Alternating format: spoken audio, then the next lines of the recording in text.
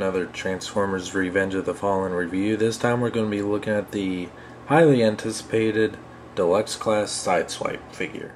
So we have Sideswipe in his vehicle mode, and it is a concept Corvette. This is most likely a car that's never going to see a light of day, but it's actually a pretty cool looking little vehicle. I myself am not a fan of Corvettes, but this one's pretty neat. It has the one of the more classic Corvettes where it has the split in the rear window. But there's something I noticed very unusual about this. It's a rather fancy sports car, silver paint job, and blue windows. Does this look familiar to you? Yeah, I thought so too. So that's why I think they basically painted this Sideswipe this color just to be more of a replacement, more or less, for Jazz.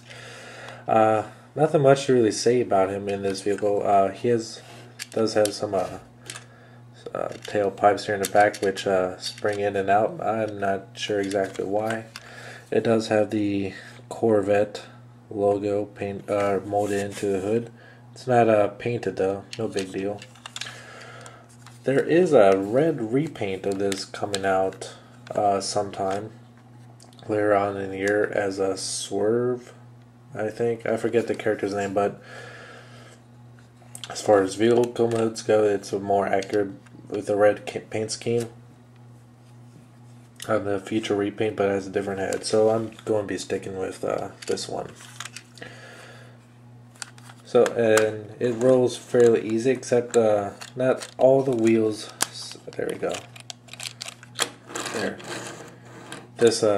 These rear wheels can get kind of stuck sometimes, but now once you get it all perfectly lined up, it'll work just fine.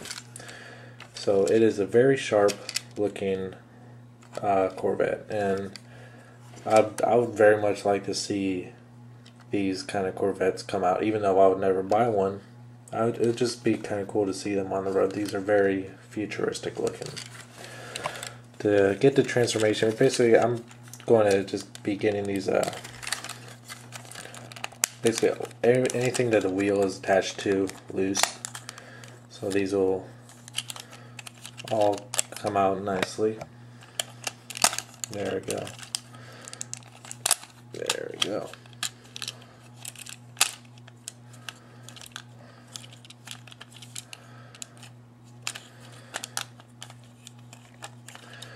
And then once we got that part, we can go ahead and separate this entire section like that. Get these out of the way, rotate, or move this. Actually, before we do any of that, we want to make sure this is completely out of the way. So rotate those to the side like that. And then we can go ahead and move this entire section forward, and it'll bring the windshield along with it.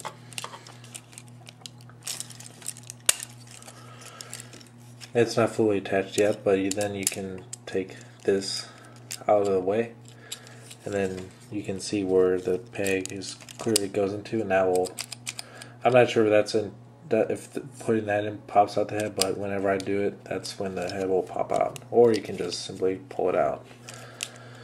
And you can get these out of the way. Then take these rear sections and fold them up like that to form a little bit of a backpack. Go down to the feet. As you flip out the sides and then rotate the front of the vehicle frontward, and then the other side down. Do the same for this side. This forms his skating feet. And last, flip out his concealed hands here. It's kind of Ninja Turtle hands. He only has two fingers and a thumb. I think that's how many the Ninja Turtles had. Come on, there you go.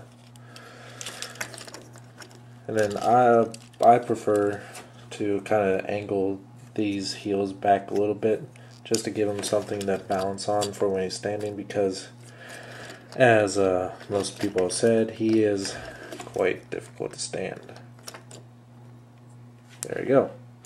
And because of his inability to stand straight a good portion of time, posing him can be quite difficult. But that doesn't mean he does have bad articulation. He has a full range of articulation from his arms down to his legs. And speaking of his legs, when you move his leg back, that activates his Mecha Live gimmick, where this panel slides in and out.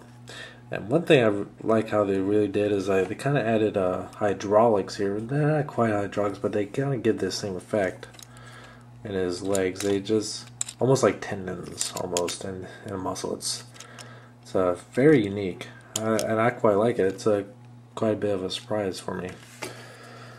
So let's get him standing. Actually, to activate his weapons, you just simply fold these halves around like that, and to form his swords. Snip. Alright. And there on the top you can see his Autobot logo right there.